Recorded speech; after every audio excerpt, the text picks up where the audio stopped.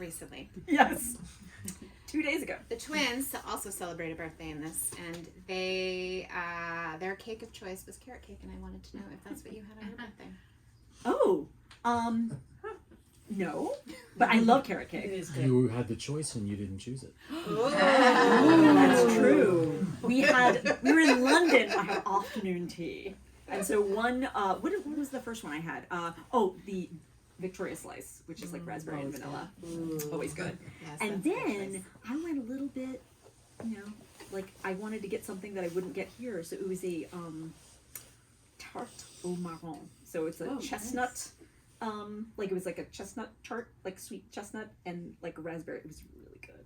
It was really, but at that point we were all already full of tiny sandwiches and scones, and I was like, so I couldn't even finish it. He had carrot cake. There was another night we had dessert out, and I got this deconstructed carrot cake. It was amazing. Yes.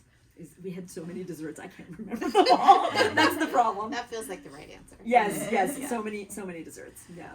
Okay, forward to. Just one thing, maybe? Half a thing, Rajani?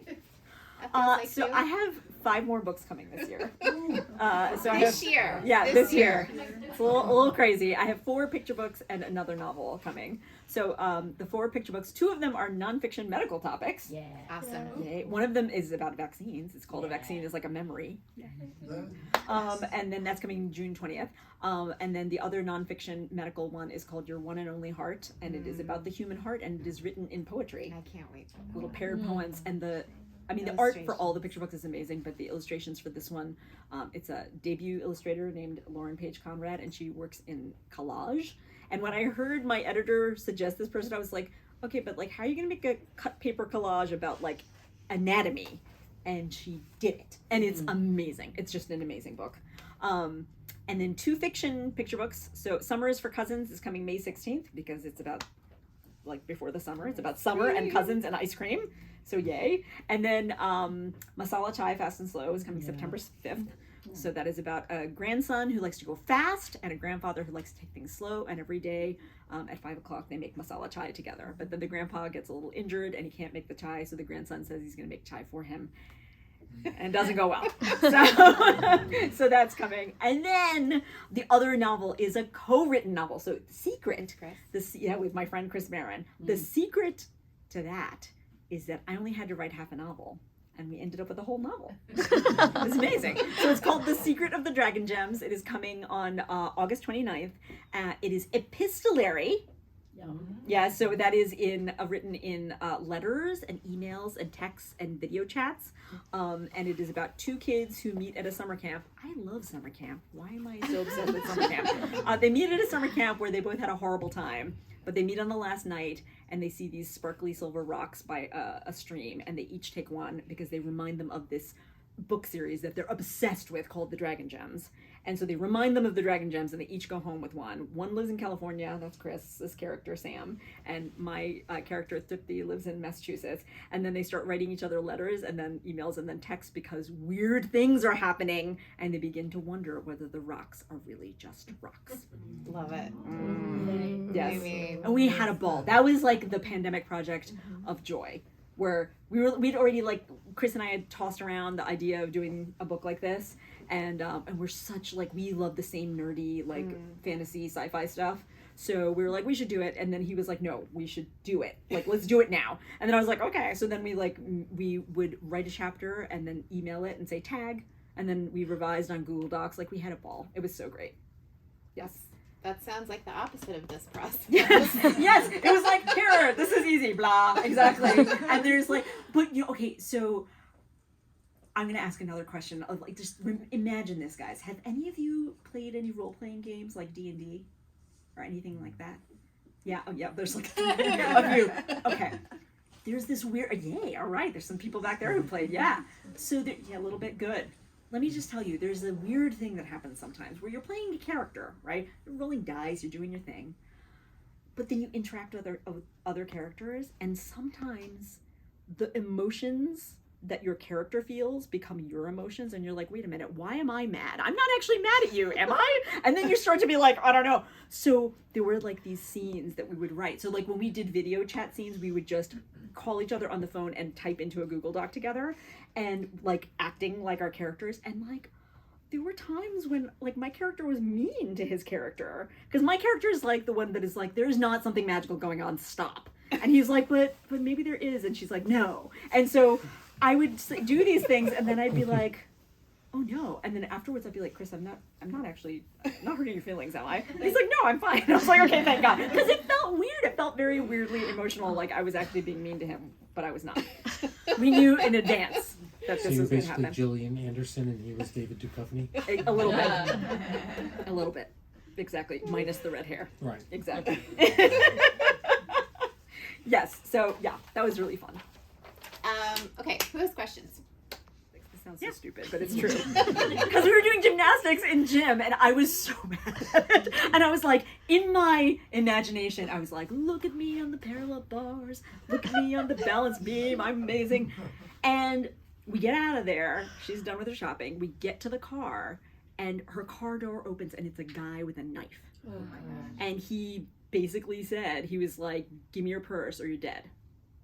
And I was just like, oh my God. So she gave him her purse, and she was holding onto her car keys. So, and I was sitting next to her in the passenger seat, and I had a little purse with like $10 in it. And he didn't care about my purse. So he ran off into the night. He didn't hurt anybody. He didn't hurt us.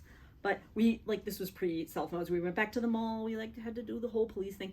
It was so terrifying. We went home, and I was like, so first of all, I was like, it's my fault. I shouldn't have been daydreaming about whatever I was daydreaming about. Like, I had this weird connection between, like, I was doing something that was, like, not, like, was kind of selfish or whatever it was, and so this bad thing happened. I was terrified that this guy was gonna, like, show at our house because he had our driver's license. He knew where we lived. And I was, like, petrified. I wouldn't, like, our living room was the front of the house with the door to the outside. I didn't want to put my back to the door and practice the piano. Like, I didn't want to do anything. It was terrifying. And the weird thing was that I don't remember how long I felt like that. My parents knew about it. I mean, we talked about this later, like way later. And they were like, we were worried about you. But we never said anything. We never said anything. And I was just kind of like, and like, you know, my dad would be like, oh yeah, like I checked everything, don't worry. I would check the lock 5 times. Like, it was bad.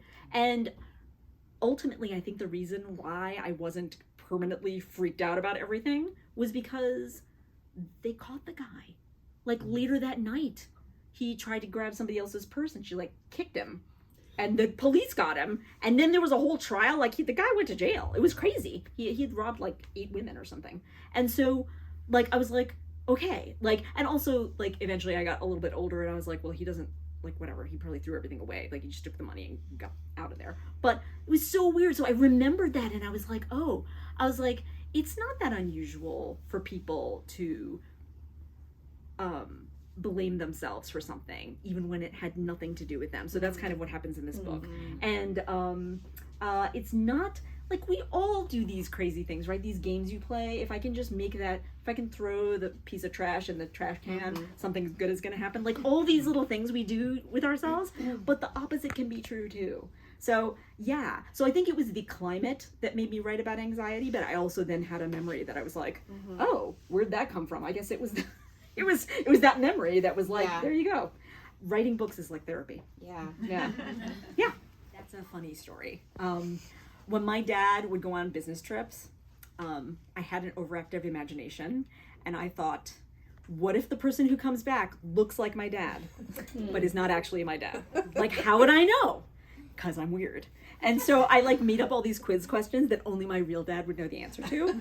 And, like, thank goodness. I mean, my dad, he's a really, really nice guy. He must have been like, this kid is out of her mind. Why is she asking me these questions? But my dad was always my dad. But then I thought, I was, like, trying to write a novel, and I was like, what if there's a girl whose dad comes back from a business trip and he's acting really weird and there's something wrong with him? And But she's the only one who notices. And then I was like, well, why is that? I was like, maybe she's the youngest of four and everyone else is really busy. And then I was like, what's wrong with them? And I was like, it's something magical because I love magical things. And then I thought, like, we walk our dog in the woods, the conservation land in Concord. And I was like, oh, it's something magical in the woods. And I was like, I know who lives in the woods. It's fairies. And guess what? A Midsummer Night's Dream has a mention of India in it. And I was like, that's it. Now I know how this book is going to go. And then also I'm obsessed with baking. So the other secret is that I put all the things that I love into that book because I was not sure that I would ever publish another book. So I was like, better put it all in here, better dedicate it to all the people I love now so that no one is offended when no other books happen. What are we on? 14, 15? Oh my golly. By the end of this year, it'll be 15. 15 Yeah. this year. Rajani. Such a hard question. Okay, so I'll tell you, the real answer is I can't choose because my books are like my kids and no parent can choose a favorite kid. But I feel really lucky that I get to write all kinds of books.